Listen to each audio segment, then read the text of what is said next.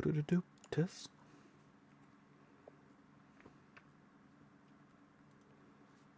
Boo-doo-doo-doo. Test. Test, test, test. Test. Test, test, test. Good. Yes. Test, test, test. Good. Yes.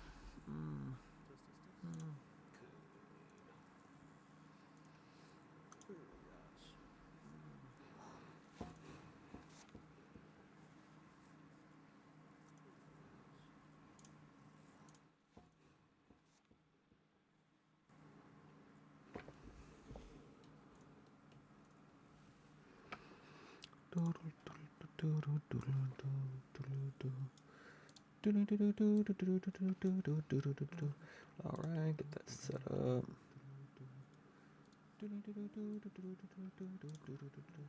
All right, get that set up. Oh no. Where's the... Oh no. Where's the... Oh.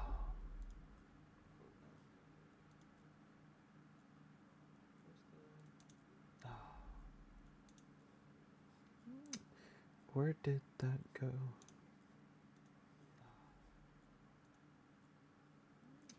Man, where did that go?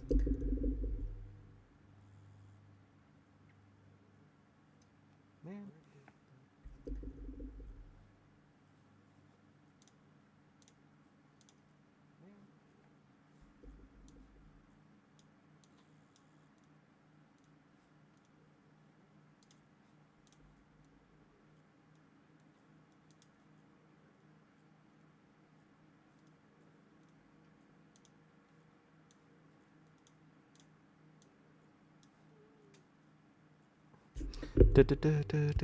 Okay, sound detected now. Sound detected now. There we go. Okay. Stop yelling at me now. Okay. Sound detected now. All right, there we go. Sound detected now. There we go. All right, so we've gotten through almost halfway through all of them. All right, there we go. All the Federalist papers we've gotten about halfway. All right, so we've gotten through almost halfway through all of them. All the Federalist papers we've gotten about halfway. Why is that? So we've gotten through. It's still yelling at me about my sound. It's acting like no one can hear me. But it's sound's coming out. All right, anyway. Gotten about halfway through. It's still a long way to go. We've done 50 of them. We still got 30 more to go. These are the Federalist papers. These what Hamilton and Madison, they were writing this. This is after the revolutions. Articles of Confederation are in point, and they've just enacted the Constitution. The Constitution is law now. The states are ratifying it, or in the process of ratifying it, and they're trying to convince the people and the state legislators to accept the Constitution, that this is a better deal for everybody. And the Federalist Papers are just, they're convincing. And I'm pretty sure, if my memory serves me right, he's still in the balance of power. Like, why this is so great is because we have this balance between the three branches of government, between the states and the federal level. And so he's just going to hit on that, and then he's going to start talking about the Congress, not Senate, just the House of Representatives. I think those are the next few after the checks and balances ones. But all right, let's get going. Number 51, Hamilton or Madison. Okay, I don't know why they're not sure. You can always tell. 100% Madison. Look at this shit. He's so bad with paragraphs. He always has these big, giant, blocky paragraphs. This is 100% Madison wrote that. I'm completely convinced.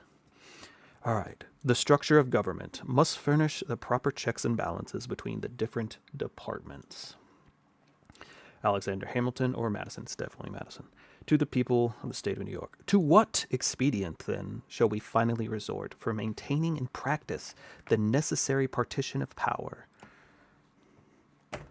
among the several departments, as laid down by the Constitution? The only answer is that it can be given is that as all the exterior provisions are found to be inadequate, the defect must be supplied by so contriving the interior structure of the government as that its several constituent parts may, by their mutual relations, be the means of keeping each other in their proper places. With presuming to undertake a full development of this important idea, I will hazard a few general observations, which may perhaps place it in a clearer light, and enable us to form a more correct judgment of the principles and structures of the government planned by the Convention, i.e. the Constitutional Convention. Why does my phone do this?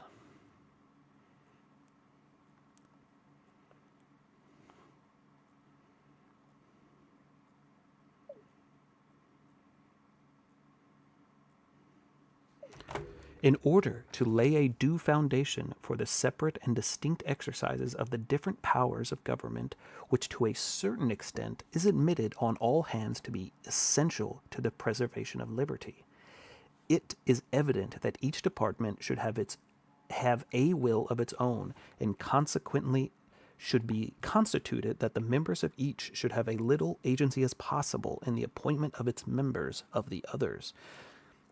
So their own. Oh, God damn it!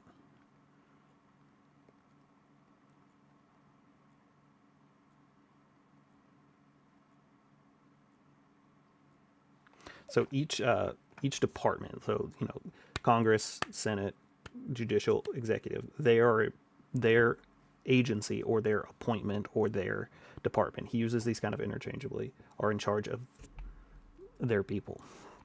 Were this principle rigorously adhered to, it would require that all appointments for the supreme executive, legislative, and judiciary magistrates should be drawn from the same fountain of authority, the people, though channels having no communication whatsoever with each other. Perhaps such a plan of constructing the several departments would be less difficult in practice than it may in contemplative appear. Some difficulties, however, and some additional expense would attend the execution of it. Some deviations, therefore, from the principle must be admitted. The constitution of the judiciary department in particular, it might be inexpedient to insist rigorous on the principle. First, because particular qualifications being essential in the members, the primary consideration ought to be to select the mode of choice which best secures these qualifications. Secondly, because permanent tenure made by which the appointments are held in that department must soon destroy all sense of dependence on the authority of conferring them. It is equally evident that the members of each department should be a little dependent as possible on those of the others for the annulments annexed to their offices. Were the executive magistrate or the judges not independent of the legislator in this particular, their independence in every other would be merely nominal. So you don't want the judges dependent on the legislative to be able to actually pass down judgment, or in a roundabout way, they are just a subsect of the legislator in that way, if that was set up that way. But the great security against a gradual concentration of the several powers in the same department consists in giving to those who administer each department the necessary constitutional means and personal motives to resist encroachments of the others. The provision for defense must in this, as in all other cases, be made commensurate with the dangers of attack. Ambition must be made to counteract ambition. The interest of the man must be connected with the constitutional rights of the place. It may be a reflection on human nature that such devices should be necessary to control the abuses of government. But what is government itself but the greatest of all reflections on human nature? If men were angels, no government would be necessary. If angels were to govern men, neither external nor internal controls on government would be necessary. All right. In the framing of government, which is to be administered by men over men, the great difficulty lies in this. You must first enable the government to control the governed, and in the next place oblige it to control itself. A dependence on the people is no doubt the primary control on the government. So you need to embolden the government to be able to do things, and then you need to make controls to control the government for the powers that you gave it. The main dependence, the main control is the people.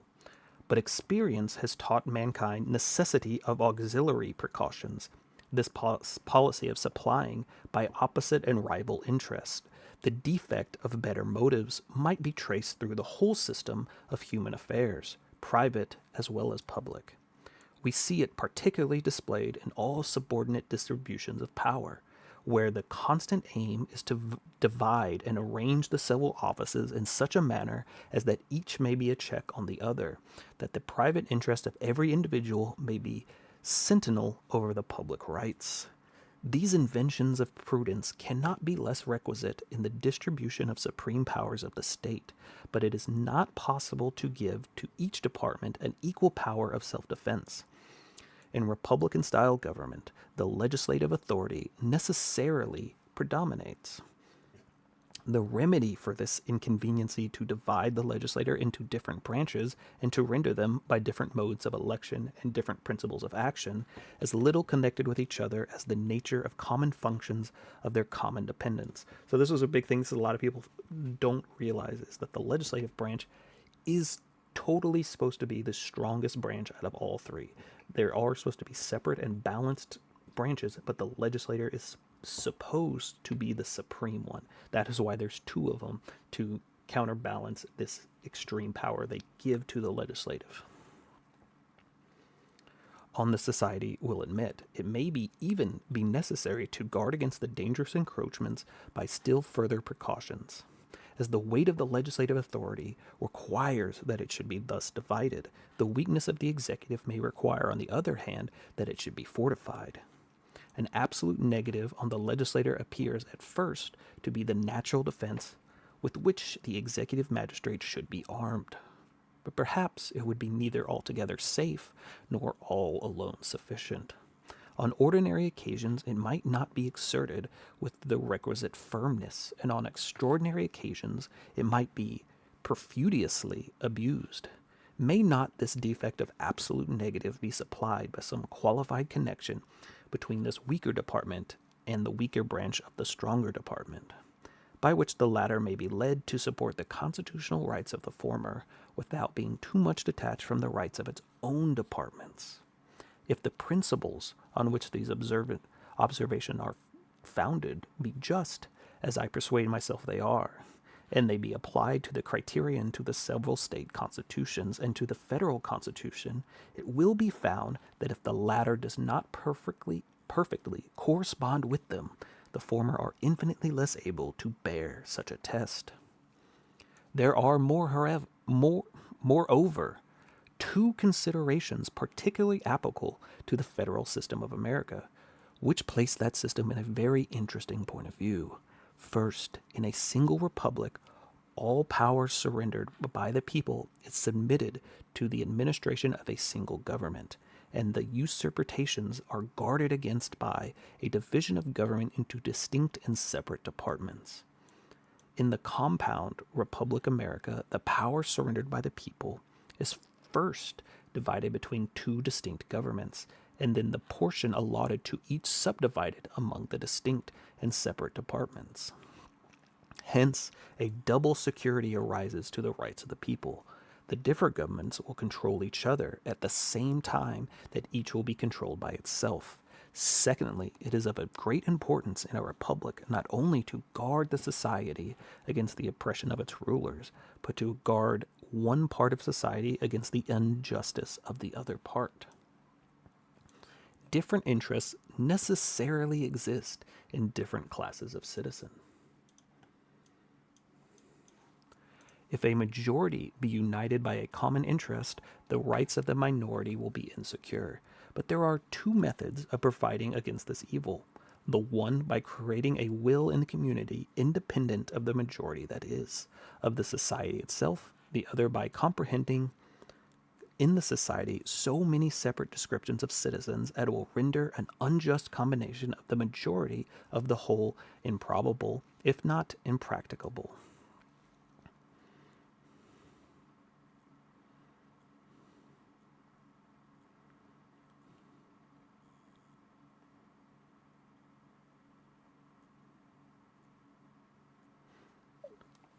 The first method prevails in all governments, possessing a hereditary or self-appointed authority. This, at best, is a precarious security, because a power independent of the society may as well espouse the unjust views of the major as the rightful interest of the minor party, and may possibly be turned against both parties.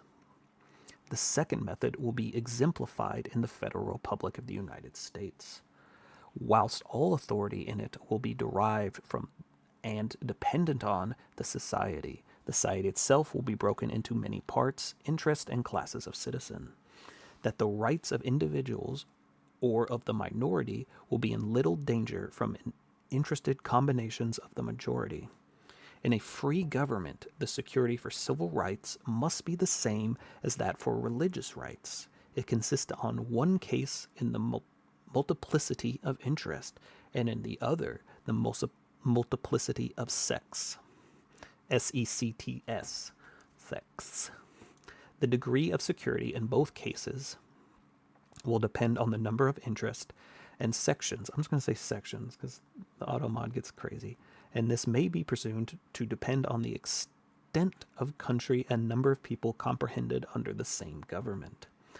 The view of the subject must be particularly recommended a proper federal system to all the sincere and considerate friends of the Republican government, since it shows that the exact proportion of the territory of the Union may be formed into more circumscribed confederacy, or states, oppressive combinations of the majority will be facilitated. The best security under Republican forms, little r Republican forms, for the rights of every class of citizen will be diminished, and consequently the stability and independence of some members of the government, the only other security, must be proportionally increased. Justice is the end of government. It is the end of civil society. It has ever been and ever will be pursued until it be obtained, or until liberty be lost in the pursuit. In society, under the forms of which the stronger faction can readily unite and oppress the weaker, anarchy may as truly be said to reign as in a state of nature, whereas the weaker individual is not secured against the violence of the stronger, and as in the latter state, even the stronger individuals are promoted by the uncertainty of their condition. To submit to a government which may protect the weak as well as themselves, so in the former state will the more powerful factions or parties be gradually introduced by a like motive to wish for a government which will protect all parties, the weaker as well as the more powerful. It can be little doubted that the state of Rhode Island was separated from the Confederacy and left to itself. The insecurity of rights under popular form of government with such narrow limits would be displayed by such reiterated oppressions of factions. Majorities that some power altogether independent of the people would soon be called for by the voice of the very factions whose misrule and provided the necessity of it. So this was a big concern. They're talking a lot about when they're talking about like the weaker factions and stuff. They're like the go-to example is the states. They had all these like little states. He even brings up Rhode Island. Of we have to have this like kind of federal government. These confederacies won't work. They're just going to eat the smaller ones, and it's just going to cause factionalism. I'm not going to get too much into the anti-confederacy arguments here because he goes into those in a lot of the earlier ones, and he's gone over it about 1,000 times. But he's kind of bringing it up again here. In the extended Republic of the United States, and among the great variety of interest, parties, and sections which it embraces, a coalition of a majority of the whole society could seldom make place on the other principles than those of justice and the general good. Whilst there being thus less danger to a minor form the will of the major party, there must be less pretext also to provide for the security of the former by introducing into the government a will not dependent on the latter, or in other words, a will independent of society itself. It is no less certain than it is important, notwithstanding the contrary opinions which have been entertained, that the larger the society, provided it lie a practical sphere, the more duly capable it will be of self-government. And happily for the Republican, little r Republican cause, the practical sphere may be carried to a great extent by a judicious modification and mixture of federal principle. Publius. All right, that's 51. That's shorter for Madison. All right, but he's reiterating the importance of the separation of powers. Big deal. Really needs to be separated on the horizontal and the vertical, between state and federal, between legislative and judicial and executive. He's reiterating these concepts. All right. I think we go on to 52 now. House of Representatives. I think these next few are all going to be about the House of Representatives and what the things. Oh, this has got to be Hamilton. Oh, maybe not. I don't know. It's hard to tell. I don't know why all of a sudden they start saying Alexander Hamilton or James Madison. Like they were all like written under pen names, but like the early ones, like they were all just had one name on it. I guess they can't say for sure. The House of Representatives, February 8th, 1788. Hamilton and or James Madison. From a more general inquiries persuaded in the 4 last papers, I pass on a more particular examination of the several parts of the government. I shall begin with the House of Representatives. The first view to be taken from this part of the government relates to the qualifications of the electors and the elected. Those of the former are to be the same with those of the electors of the most numerous branch of the state legislators. So a lot of this is going to be important for history, but as far as current government, I think this one, it looks like he's going into the election of the House of Representatives. This has changed with a lot of amendments. It used to be just the state legislators would choose, but that is no longer the case. Now we have popular votes. The definition of a right of suffrage is very justly regarded as a fundamental article of little r Republican government. It is of the incumbent on the convention, therefore, to define and establish this right in the Constitution. To have left it open for the occasional regulation of the Congress would have been improper for the reason just mentioned. To have submitted it to the legislative discretion of the states would have been improper for the same reason, and for the additional reason that it would have rendered too dependent on the state governments that branch of federal government which ought to be dependent on the people alone. To have reduced the different qualifications of the different states to one uniform rule would probably have been dissatisfactory to some of the states, as it would have been difficult to the convention. The provision made by the convention appears, therefore, to be best that lay within their options. It must be satisfactory to every state because it is comfortable to the standard already established, or which may be established by the state itself. It will be safe to the United States because, being fixed by the state constitutions, it is not alterable by the state governments, and it cannot be feared that the people of the states will alter this part of the constitutions in such a manner as to be abridged the rights secured to them by the federal constitution, the qualifications of the elected being less careful and properly defined by the state constitutions, and being at the same time more susceptible of uniformity, have been very properly considered and regulated by the convention. A representative of the United States must be of age of 25 years, must have been 7 years a citizen of the United States, must, at the time of his election, be an inhabitant of the state he is to represent, and during the time of his service must be in no office under the United States. Under these reasonable limitations, the door of this part of the federal government is open to merit of every description, whether native or adoptive, whether of young or old, or without regard to poverty or wealth, or to any particular profession of religious faith. The term for which the representatives are to be elected falls under a second view which may be taken of this branch. In order to decide on the propriety of this article, two questions must be considered. First, whether the once every 2 years elections will, in this case, be safe. Secondly, whether they be necessary or useful.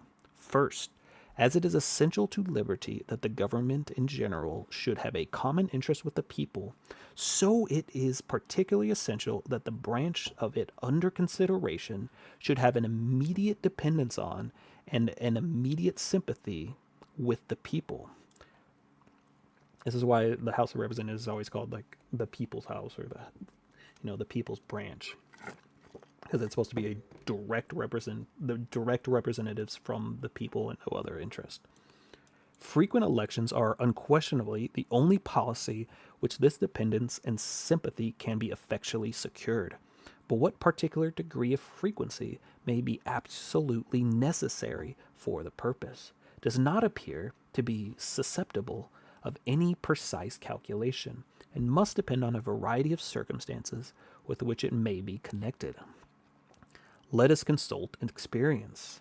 The guide ought to always be followed whenever it can be found. The scheme of representation as a substitute for a meeting of the citizen in person being at most a very imperfectly known to ancient polity, it is of more modern times only that we are to expect instructive examples. And even here, in order to avoid research too vague and diffuse, it will be proper to confine ourselves to a few examples which are best known and which bear the greatest analogy to our particular case. The first to which this charter ought to be applied is the House of Commons in Great Britain. All right, so we're going to make a comparison between the House of Representatives and the House of Commons in Great Britain.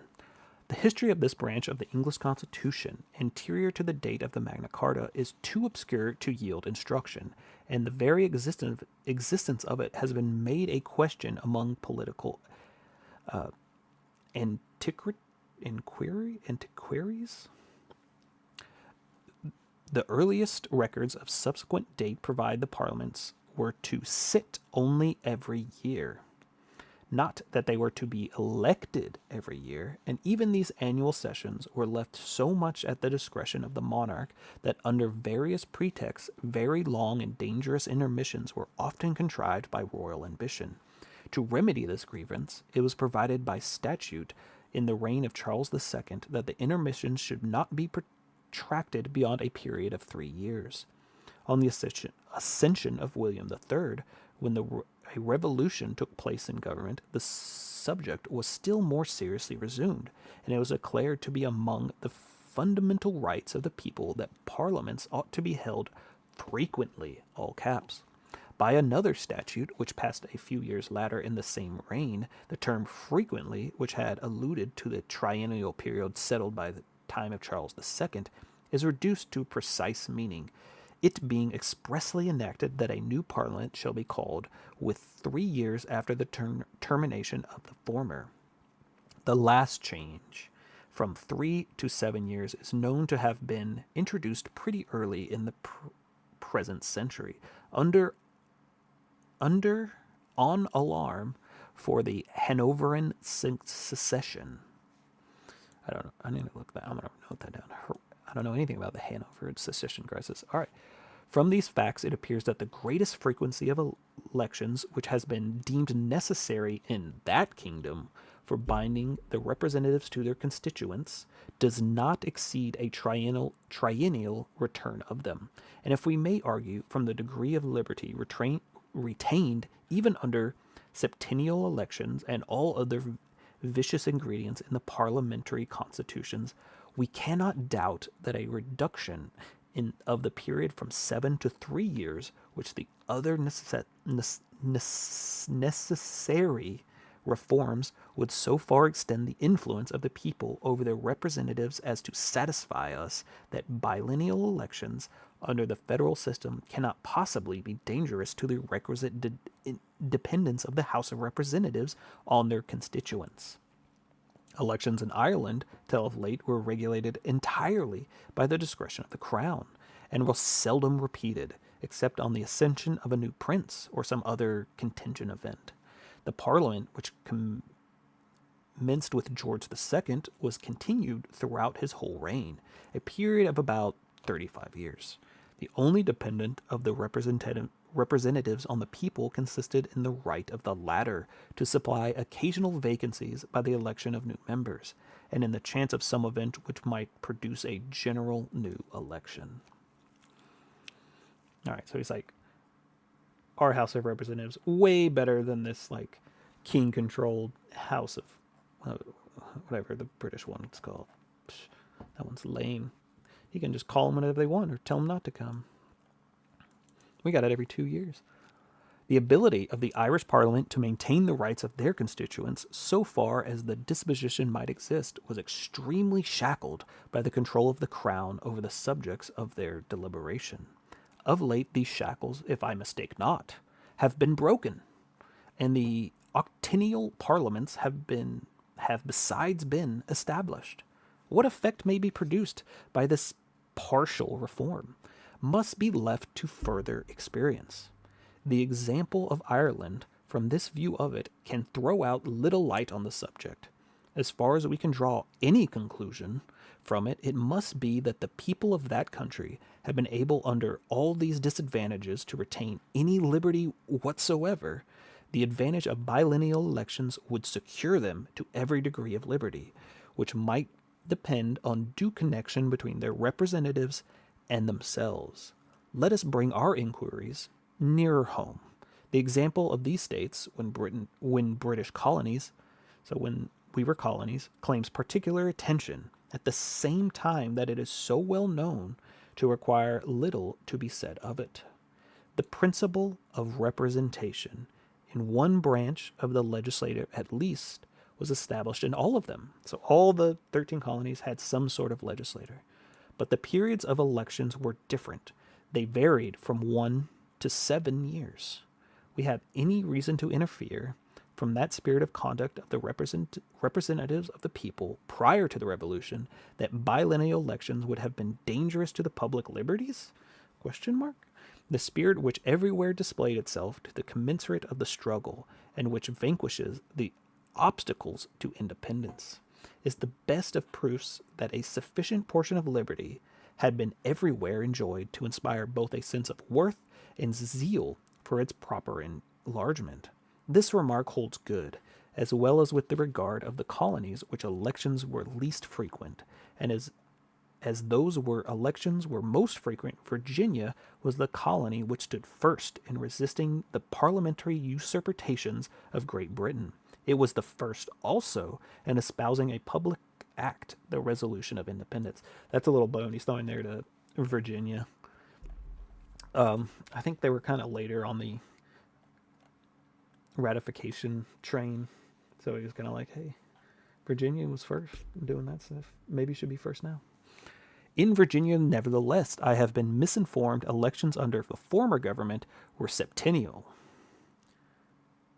The particular example is brought into view, not as proof of any particular merit, for the priority in those instances were probably accidental, and still less any advantage in a septennial election, for when compared with greater frequency they are inadmissible, but merely as proof, as I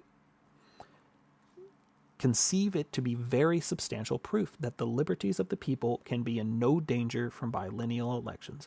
There was a lot of argument about like having congressmen elected every year. Can you imagine that? What a nightmare to have congressional elections every year. The conclusion resulting from these examples will not be little strengthened by the recollection of 3 circumstances.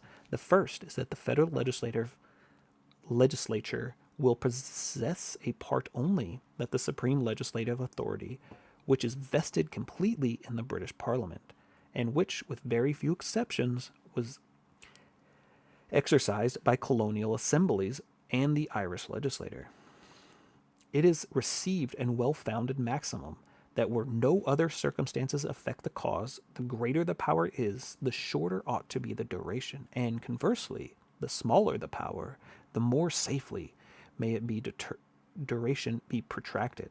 In the second place, it has on another occasion been shown that the federal legislature will not only be restrained by its dependence on its people, as the other legislative bodies are, but that it will be moreover watched and controlled by the several collateral legislatures, which other legislative bodies are not. And in the third place, no comparison can be made between the means that will be possessed by the more permanent branches of the federal governments for seducing, if they should be disposed to seduce the House of Representatives from their duty of the people, and by the means of influence over the popular branch possessed by the other branches of government above cited. With less power, therefore, to abuse the federal representatives, can be less tempted on one side, and will be doubly watched on the other. All right, that's 52. Let's get to 53. I think we can get a good chunk down. We're gonna at least get through 55 tonight. These aren't that long as they used to be. Some of these are short, actually.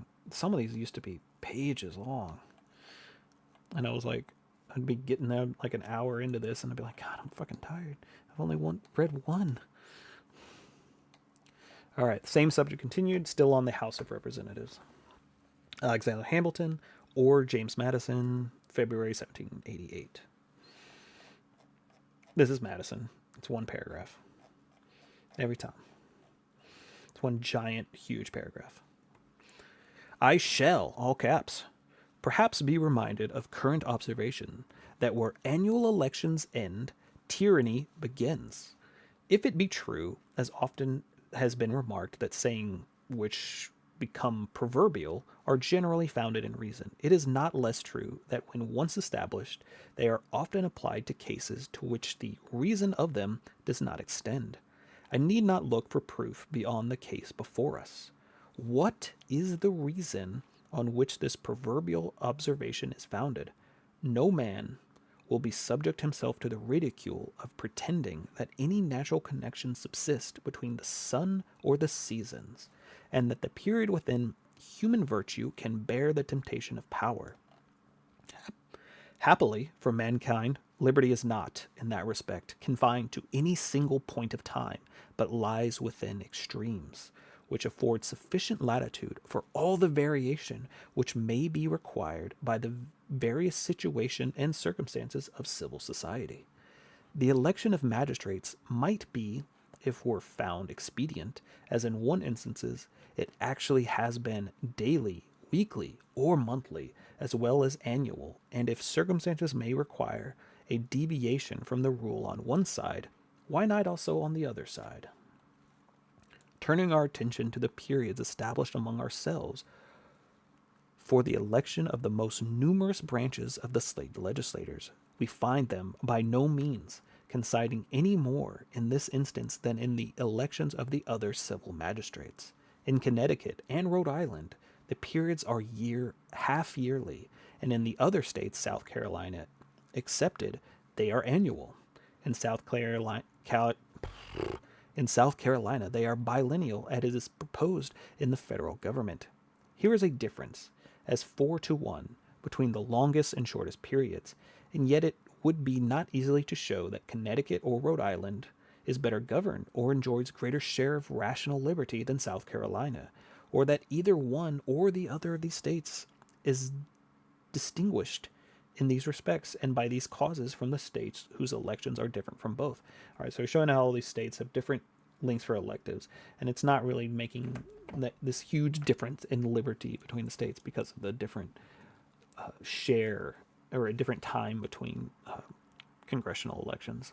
In searching For the grounds of this doctrine, I can discover but one, and that is wholly inapplicable to our case: the important distinction, so well understood in America, between the Constitution established by the people and unalterable by the government, and a law established by the government and alterable by the government, seems to have been little understood and less observed in any other country.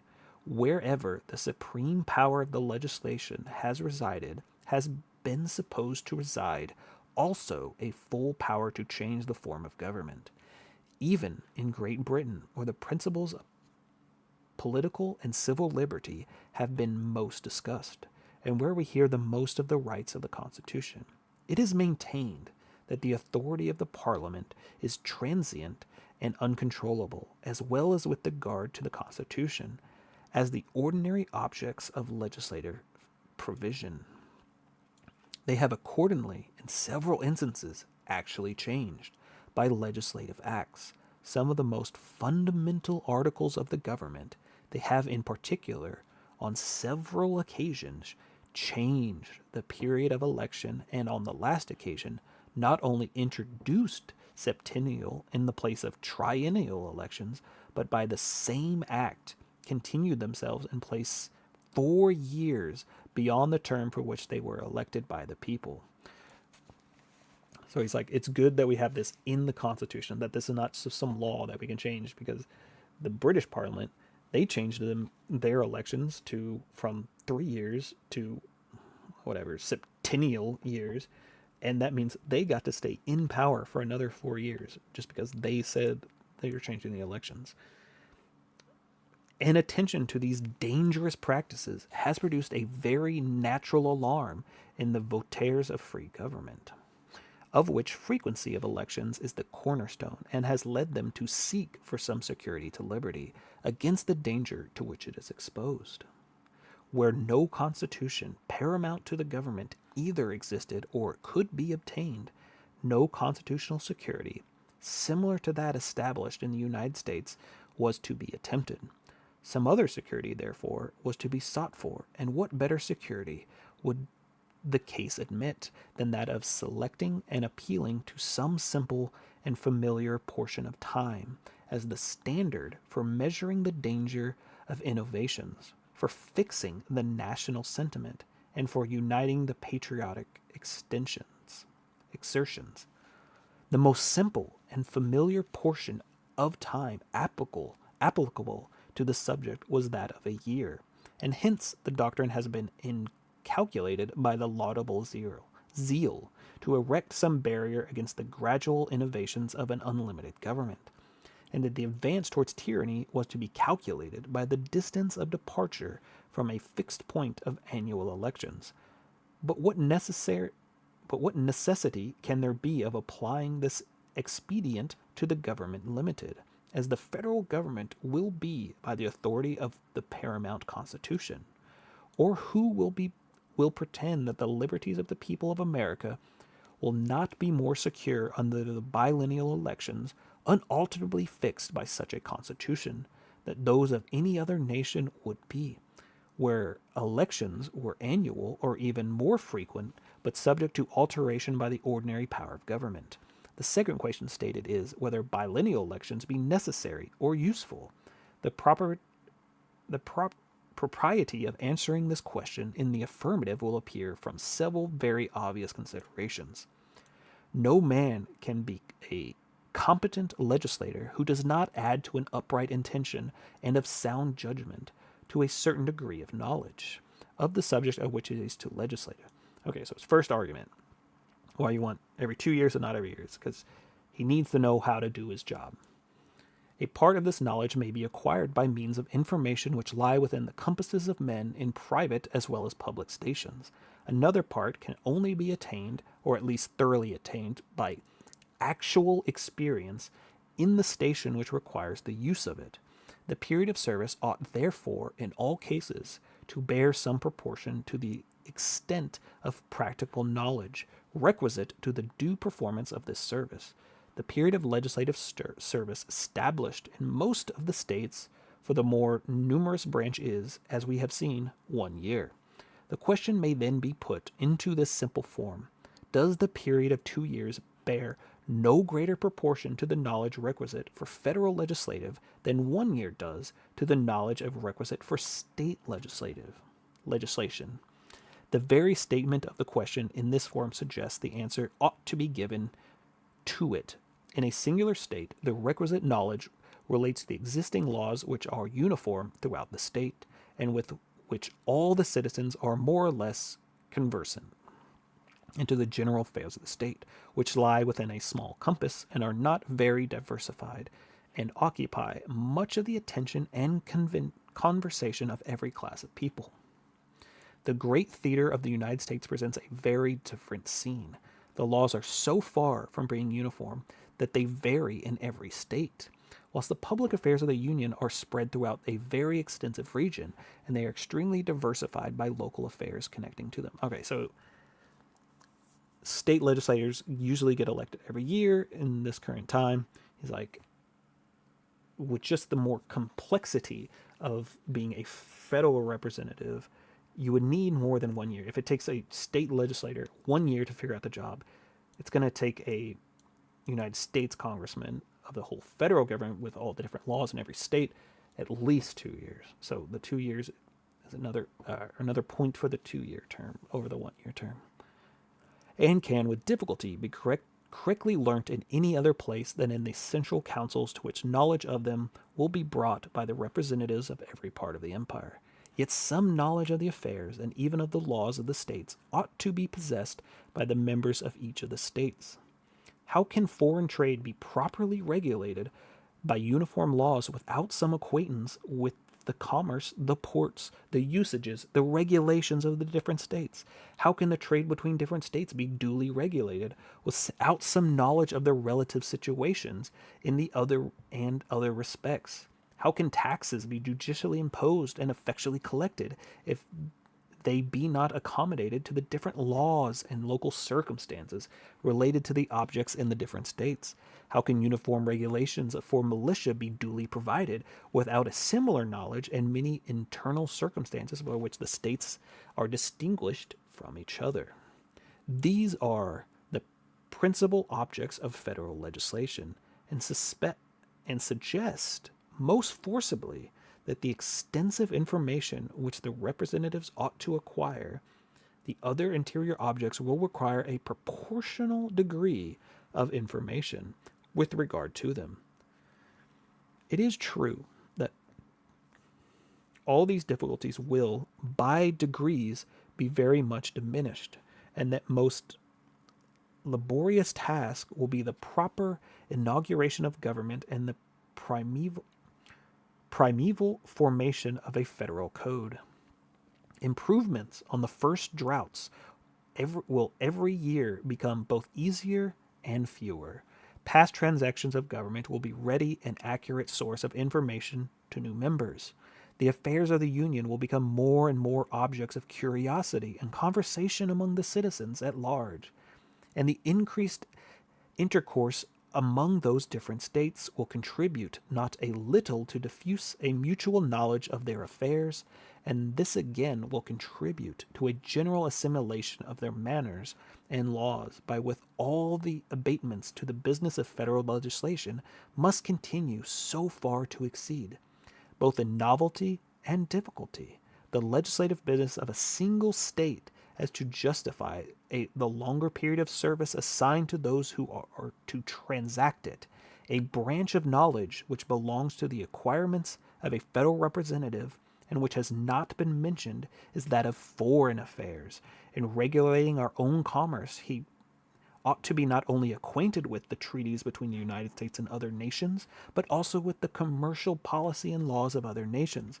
He ought not to be altogether ignorant of the law of nations, for that, as far as the proper object of municipal legislation is submitted to the federal government. All right, so he's still just making arguments like it's more complicated in the federal government. We got to deal with the state transaction. We got to deal with foreign affairs, the militia, treaties, blah, blah, blah. He's like, it's more complicated. We need 2 years. One's not enough. And although the House of Representatives is not immediately immediately to participate in foreign negotiations and arrangements, yet from the necessary connection between several branches of public affairs. Those particular branches will frequently deserve attention in the ordinary course of legislation, and will sometimes demand particular legislative sanction and cooperation. Some portion of this knowledge may, no doubt, be acquired in a man's closet, but some of it also can be derived from the public source of information, and all of it will be acquired to the best effect of a practical attention to the subject during the period of actual service in the legislature. All right. There are other considerations of less importance, perhaps, but which are not unworthy of notice. The distance by which many of the representatives will be obliged to travel and the arrangements rendered necessary by that circumstances might be much more serious objections with fit men to this service if limited to a single year than the extension of 2 years. He's like, yeah, they also got to go far away. What if it's like an old congressman? That means we're only going to have like 18-year-olds doing this. No argument can be drawn on this subject from the case of the delegates to the existing Congress. They are elected annually, it is true, but their re-election is considered by the legislative assemblies almost as a matter of course. The election of the representatives by the people would not be governed by the same principle. A few of the members, as it happens in such assemblies, will possess superior talents, will by frequent re-elections become members of a long-standing, will be thoroughly masters of public business, and perhaps not unwilling to avail themselves of those advantages. The greater proportion of new members, and the less the information of the bulk of the members, the more apt they will be to fall into snares that may be laid for them. It's also just mean to the new guys.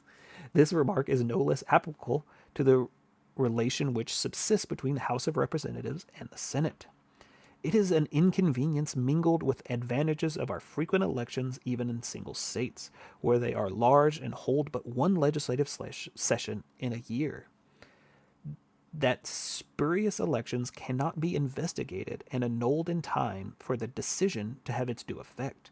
If a return cannot be obtained, no matter by what unlawful means, the irregular members who takes his seat of course is sure of holding it a sufficient time to answer his purposes.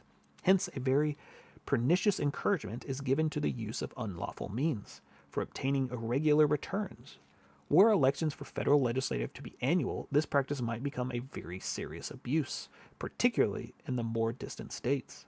Each house is, as is necessarily must be, the judge of its elections, qualifications, and return of its members, and whatever improvements may be suggested by experience. For simplifying and accelerating the process in disputed cases, so great a portion of a year would unavoidably elapse before an illegitimate member could be disposed of his seat, and the prospect of such an event would be little check to the unfair and illicit means of obtaining a seat. So if someone cheated and got their seat, if we had a yearly election, he would still technically be in power for like a big chunk of the election cycle before it was fixed. In 2 years, this is less of a problem. All these considerations taken together warn us affirming that biennial elections will be useful to the affairs of the public, as we have seen that they will be safe to the liberty of the people. Populous. I agree. Just imagine having an election cycle every year. That would be a nightmare scenario. Oh my God, that sounds awful. All right. 54. The apportionment of members among the states. How many people is each state getting? This one can't be that long. Yeah, it's a little long. Hamilton or Madison, they're not quite sure. They wrote these all anonymously. The next view, which I shall take of the House of Representatives, relates to the appointment of its members to the several states, which is to be determined by the same rule with that of the direct taxes. It is not contended that the number of people in each state ought not to be standard for regulating the proportion of those who to represent the people of each state. The establishment of the same rule for the appointment of taxes will probably be less contested, though the rule itself in this case is by no means founded on the same principle. In the former case, the rule is understood to refer to the personal rights of the people, with which it has natural and universal connection. In the latter, it has a reference to the proportional wealth, of which no case a precise measure, and in ordinary cases a very unfit one. But notwithstanding, the imperfection of the rule has applied to the relative wealth and contributions of the states.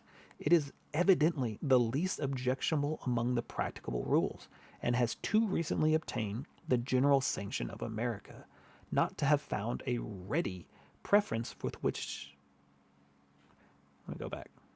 Not have found a ready preference with the convention, and thus is admitted. It will perhaps be said, but it does not follow from administration of numbers for the measure of representation, or of slaves combined with free citizens as a ratio of taxation.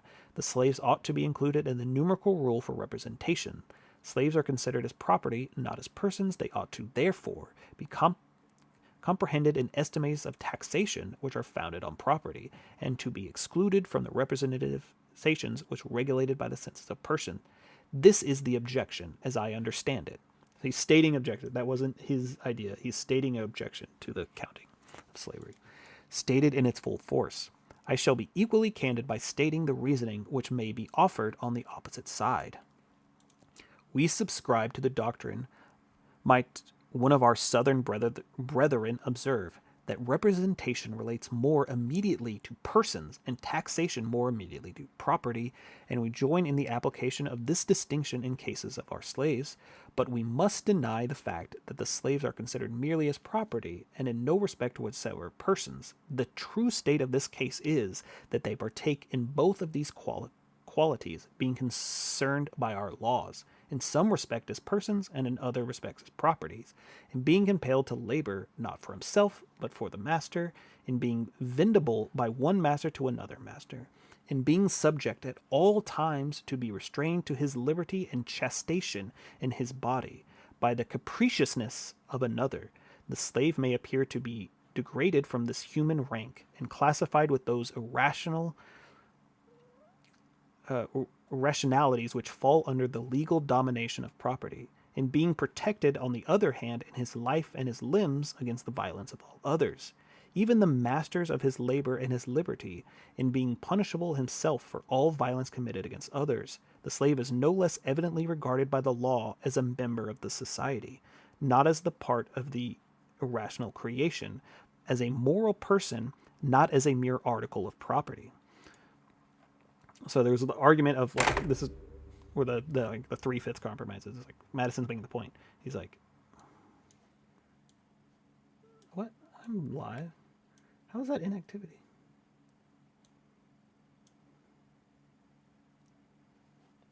What is going on? Okay. Madison saying, even they're still in the society considered of the law, no matter like what they're used for in society. Even if they have lost their liberty, they're still members of the society, and like the law, they still count. The federal constitution therefore decides with great propriety on the case of our slaves when it views them in mixed characters of persons and property. This is in fact their true character. It is the character bestowed on them by the laws under which they live, and it will not be denied that these are proper criterion, because it is only under the pretext that the laws have transformed the slaves into subjects of property that the place is disputed them in the computation of numbers, and it is admitted that the laws were to restore the rights which have been taken away. The slaves could no longer be refused an equal share of representation with their other inhabitants. This question may be placed in another light. It is agreed on all sides that the numbers are the best scale of wealth, and taxation, as they are only proper scale of representation. Would the convention have been impractical or consistent if they had rejected the slaves from the list of inhabitants, when the shares of representation were to be calculated and inserted on the list when the tariff of contribution was to be adjusted. This was a real kind of like gross thing that the slave states during the convention, they wanted the slaves to count as people for their representation in Congress, but as property when they didn't want them counted when they had to when it came to taxes, because if you had more people in your state, you had to pay a higher tax. But they still wanted the representation, but they didn't want to pay the taxes on them. It was kind of a real gross thing. Madison's kind of politely calling him out here. He could have been a little sterner on this, but he wanted their vote. Could it be reasonably expected that the southern states would concur in a system which considered their slaves in some degree as men when burdens were to be imposed, but refused to consider them in the same light? That's what I was saying.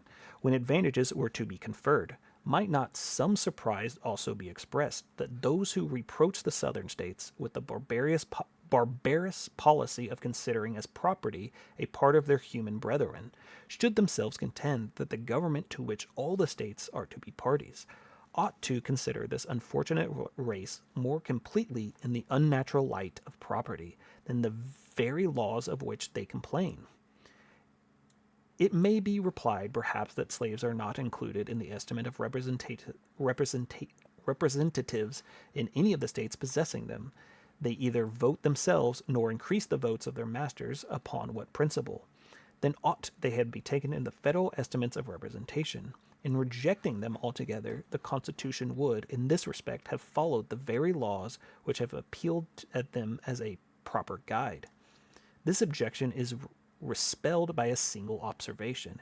It is fundamental principle of the proposed Constitution that as an aggregate number of representations allotted to the several states is to be determined by a federal rule, founded on the agreement number of the inhabitants, so the right of choosing this allotted number to each state is to be exercised by such part of the inhabitants as the state itself may be designated. The qualifications on which the right of suffrage depend are not, perhaps, the same in any two states. In some of the states, the difference is very material. In every state, a certain proportion of its inhabitants are deprived of this right by the constitution of the state, who will be included in the census by which the federal constitution apportions the representatives. In this point of view, the southern states might retort that the complaint that is insisting that the principle laid down by the convention required that no regard should be had to the policy of a particular state towards its own inhabitants, and consequently that the slaves as inhabitants should have been admitted into the census according to the full number. In like manner with other inhabitants who by the policy of the other states are not admitted to the rights of citizens. A rigorous adherence, however, to this principle is waived by those who would be gainers by it. All that they ask is that the equal moderation be shown on the other side. Let the case of the slaves be considered, as this is the truth, a particular one. Let compromising expedients of the Constitution be mutually adopted, which regards them as inhabitants, but as debased by servitude below the equal level of free inhabitants, which regards the slaves as divested of 2/5 of the man. After all, may not another ground be taken on which this article called the Constitution will admit a still more ready defense? We have hitherto proceeded on the idea of representation related to persons only, and not only to the property. But is this a just idea? I wonder if he's going to go harder. He's kind of setting up like he's going to go harder on it, but I don't know if he will or not. Madison is very careful. Government is instituted no less for the protection of property than those of the persons of individuals, the one as well as the other. Therefore, may be considered as representative by those who are charged with the government. Upon this principle it is that the several of the states, and particularly the state of New York, one branch of the government is intended more especially to be the guardian of property. Miles is alive, Santa Cruz. We had federal papers. How ill them in for.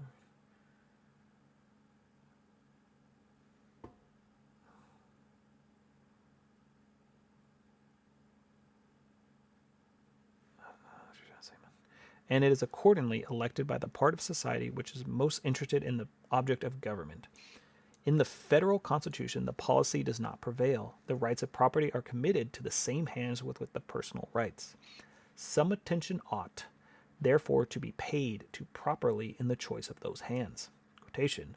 For another reason, the votes allowed in the federal legislature to the people of each state ought to bear some proportion of the comparative wealth of the states. States have not, like individuals, an influence over each other arising to the superior advantage of fortune. If the law is allowed an opulent citizen but a single vote in the choice of representative, the respect and consequence which he derives his fortune situation very frequently guide the votes of others to the object of his choice.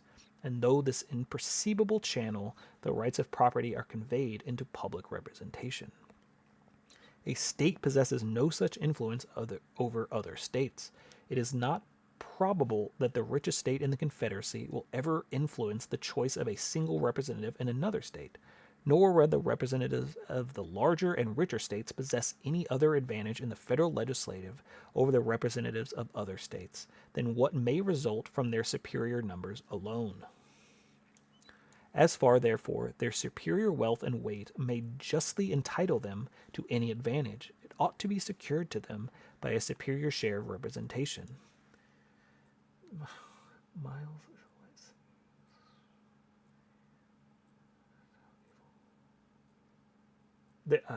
I can't understand what you're trying to type out there, man. Sorry. The Constitution is, in this respect, materially different from the existing Confederation as well as from that of the United Netherlands. The other similar confederacies, in each of the latter, the efficacy of the federal resolutions depend on the subsequent and voluntary resolutions of the states composing the Union. Hence the states, though possessing an equal vote in the public councils, have an unequal influence corresponding with the unequal importance of the subsequent and voluntary resolutions. Under the proposed constitution, the federal acts will take effect without necessarily intervention of the individual states. They will depend merely on the majority of votes in the federal legislature, and consequently each vote, whether proceeding from a larger or smaller state, or a state more or less wealthy or powerful, will have equal weight and efficacy in the same manner as the votes individually given in the state legislature. By the representatives of unequal counties or other districts have the each precise equality of value and effect, or there will be any difference in the case. It proceeds from a difference in the personal charter of the individual representatives, rather than from any regard to the extent and district from which he comes. Such is the reasoning which an advocate for Southern interest might employ on the subject, and although it may appear to be little strained in some points, yet on the whole I must confess that it fully reconciles me to the scale of representation which the conventions have established. On one respect, the establishment of a common measure for the representation and taxation will have very solitary effect, as the accuracy of the census is to be obtained by the Congress will necessarily depend in a considerable degree on the disposition, if not to be the cooperation of the states. It is of great importance that the states should feel as little bias as possible to swell or reduce the amount of their numbers, where their share of representation alone be governed by this rule. They would have interest in exaggerating their inhabitants, were the rule to decide their share of taxation alone. A contrary temptation would prevail. By extending the role of both objects, the states will have opposite interest, which will control the balance of each other and produce the requisite impartiality. Robulus. All right. 54.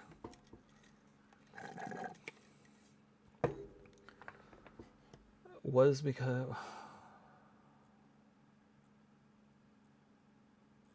Are you okay, buddy?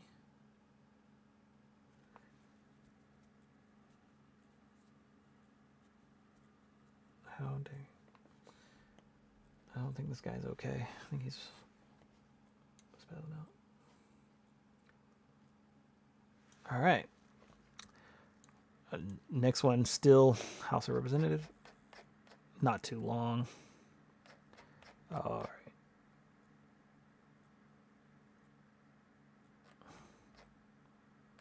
right. Okay. 1755. Alexander Hamilton or James Madison, February 15th, 1788. The number of which the House of Representatives is to consist forms another and very interesting point of view under which the branch of the federal legislature may be contemplated. Scarce any article indeed, the whole Constitution seems to be rendered more worthy of attention than by the weight of character of the apparent force of argument with which it has been assailed. The change exhibited against it are, first, that so small a number of representatives will be unsafe depository of public interest. Secondly, they will not possess a proper knowledge of the local circumstances of their numerous constituents. Thirdly, that they will be taken from the class of citizens which will sympathize least with the feeling of the mass of the people, and be most likely to aim at a permanent elevation of a few on the depression of the many. Fourthly, that the effective number will be the first instance. It will be more and more disproportionate by the increase of the people, and that the obstacles which will prevent the correspondent increase of the representatives. In general, it may be remarked on this subject that no political problem is less susceptible of a precise solution than which relates to the number of the most convenient for a representative legislator. All right, so he's laid out all the objections to the number of legislators that they have.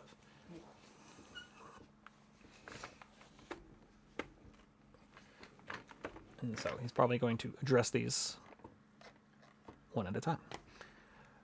Nor is there any point of which the policy of the several states is more at variance, whether we compare their legislative assemblies directly with each other or consider the proportions which they respectively bear to the number of constituents. Passing over the difference between the smallest and largest states, as Delaware, whose the most numerous branch consists of 21 representatives, and Massachusetts, where it amounts to between 300 and 400, a very considerable difference is observed among the states, nearly equal in population. The number of representatives in Pennsylvania is not more than 1/5 of that of the state last mentioned. He spent a whole sentence saying not more than the state of last mentioned when he could have just put Massachusetts. Why? New York, whose population is that of South Carolina, is 6-5, and has little more than 1/3 of the members of representatives, as a great disparity prevails between the states of Georgia and Delaware and Rhode Island. All right, so he's pointing out all these states have different kinds of proportionment of representatives. He's probably going to compare these. Let's see. Try to find the sweet spot. In Pennsylvania, the representatives do not bear a greater proportion of constituents than 1 for every 4,000 or 5,000. In Rhode Island, they bear a proportion of less than 1 for every 1,000. And according to the Constitution of Georgia, the proportion may be carried 1 for every 10 electors and must unavoidably, for that reason that's hard to say, far exceed the proportion in any of the other states. Another general remark will be made is the ratio between the representatives and the people ought not to be the same where the latter are very numerous and where they are very few. Were the representatives in Virginia to be regulated by the standard in Rhode Island, they would at this time amount to between 400 and 500. 20 or 30 years hence to 1,000. And on the other hand, the ratio in Pennsylvania, if applied to the state of Delaware, would reduce the representative assembly to 7. Okay, he's going to go through lots of examples of these. I'm kind of go forward. This is 6,000 or 7,000, blah, blah, blah, in order to avoid the confusion. In all very numerous assemblies of whatever character composed, passion never fails to wrest the scepter of reason. He loves to give example of each and every state when he tries to make a point.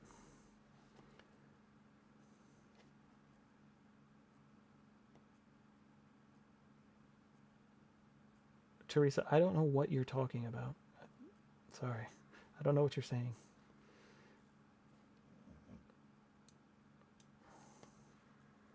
Had every Athenian citizen been a Socrates, every Athenian assembly would still have been a mob.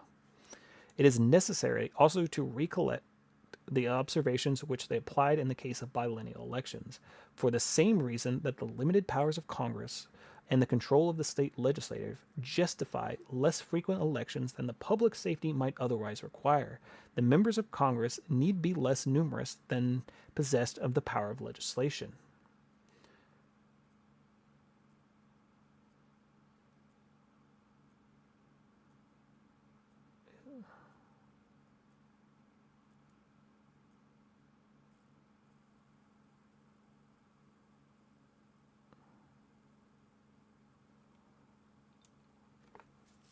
America first. Okay, buddy.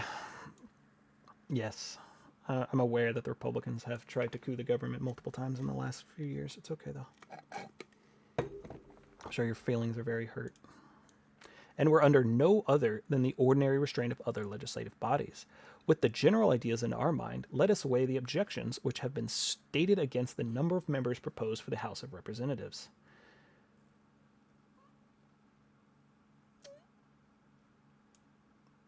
You okay, buddy?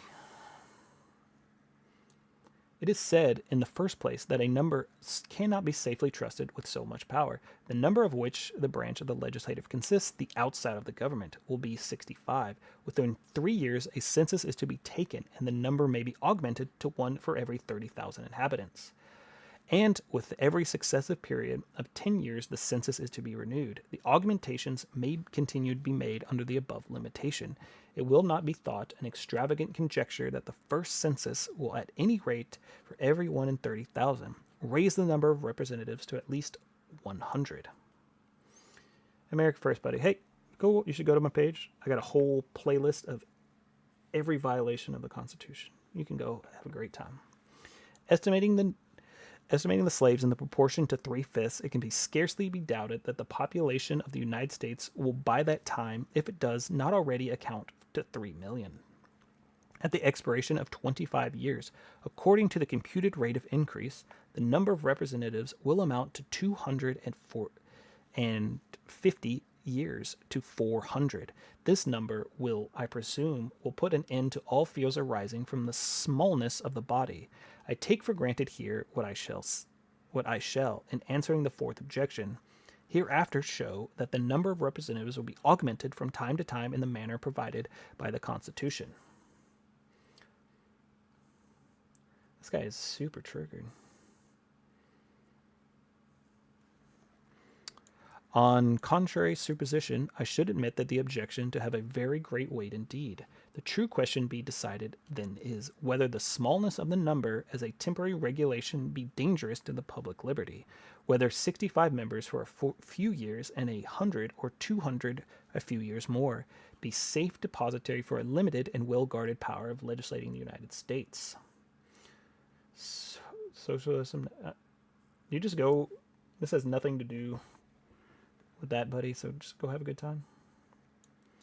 I must own that I couldn't give a negative to answer this question without the first observing every impression to which it received with regard the present genius of the people of America, the spirit which actuates the state legislature, the principles which incorporated with political character of every class of citizen, I am unable to conceive of the people of America.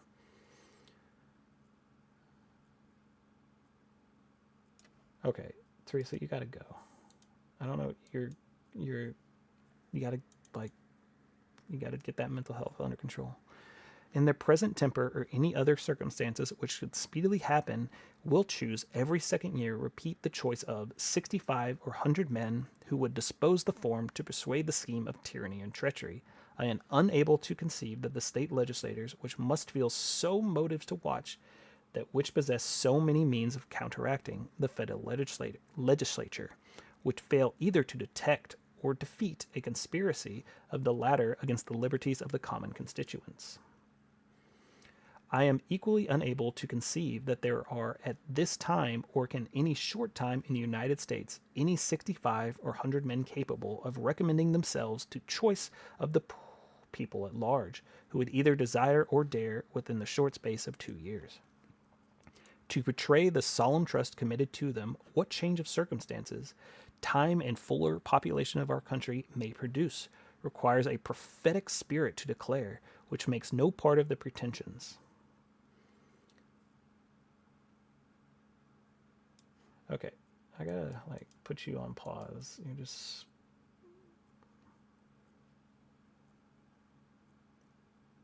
You're going a little crazy there. You're going a little wild. You're going a little wild.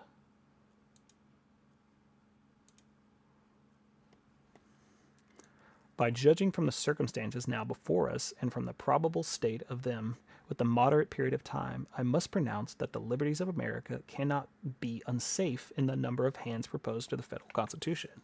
From what quarter can the danger proceed? Are we afraid of foreign gold? If foreign gold could so easily corrupt our federal rulers and enable them to ensnare and betray their constituents, how has it happened that we are at this time a free and independent nation? The Congress which conducted us through the Revolution was a less numerous body than their successors will be, and they were not chosen by or responsible to their fellow citizens at large. Though appointed from year to year and reconcilable at pleasure, they were generally continued for 3 years, and prior to the ratification of the federal articles, for a still longer term. All right.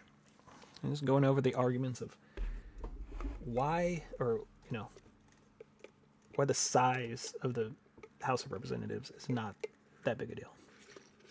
Like, hey, during the Revolution, we had a smaller one, and it wasn't that. We didn't have the problems that people were suggesting. They held their consultations. They held their consultations always under the veil of secrecy. They had a sole transition of our affairs with the foreign nations. Though the whole course of the war, they had their fate of their country more in their hands than it is hoped will ever be in the case with our future representatives. And from the greatness of the prize at stake and the eagerness of the party which lost it, it may well be supposed that the use of other means than force would not have been scrupled. Yet we know by happy experience that the public trust was not betrayed, nor the purity of our public counsels in the particular ever suffered, even in the whispers of I do not know this word. It looks like calamity, but different. Calumny. Calumny. Okay. Even in the whispers of calumny, it is the danger apprehended from the other branches of the federal government. But where are the means to be found by the President or the Senate or both? Their annulments of office, it is to be presumed, will not, and without previous corruption of the House of Representatives, cannot, more than suffice for very different purposes. Their private fortunes, as they must all be American citizens, cannot possibly be a source of danger. The only means, then, which they can possess will be of the disposition of the appointments. Is it here that the suspicion rests of her charge? Sometimes we are told that this fund of corruption is to be exhausted by the President of subduing the virtue of the Senate. Now, the fidelity of the other house is to be the victim. The improbability of such a mercenary and perfidious combination of the several members of the government, standing on the different foundations as Republican principles, will well admit, at the same time accountable to the society over which they are placed, ought alone to be quiet this apprehension, but fortunately the Constitution has provided us a still further safeguard. The members of Congress are rendered ineligible to any civil offices that may be created, or of which the annulments may be increased during their term of election.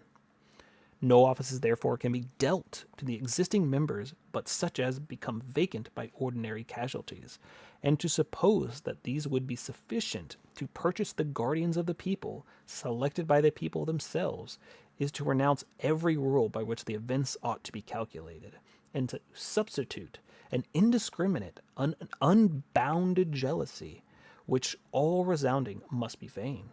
The sincere friends of liberty, to who give themselves up to the extravagancies of this passion, are not aware of the injury they do not their own cause, as there is a degree of depravity in mankind which requires a certain degree of circumspection and distrust. There are other qualities in human nature which justify a certain proportion of esteem and confidence. Republican government preproposes the existence of these qualities in a higher degree than any other form. Were the pictures which have been drawn by the political jealousy of some among us fateful likeness of the human charter, and the interference would be that there is not sufficient virtue among men for self-government, and that nothing less than the change of despotism can restrain from destroying and devouring one another. Oh, Publius. All right, what time is it? It is 2. It is that time. We got through a good 5 of the 86. I will be, I do this every Wednesday, do some historical documents. We've been on the Federalist paper for a while. We'll probably be on the Federalist papers for a while more. Every once in a while, I'll jump in on Thursday if I can get lucky. But that's it. That's it for tonight. I had a good time. I hope everyone learned a little something about American history. If you had a good time, throw me a follow, or if you want to pop by next week, and we'll go through 56 through 60. Yeah, that's probably gonna be. But I might try to jump on tomorrow. I don't know. Thursdays are kind of hit or miss for me. But I hope everyone has a good night. Had fun.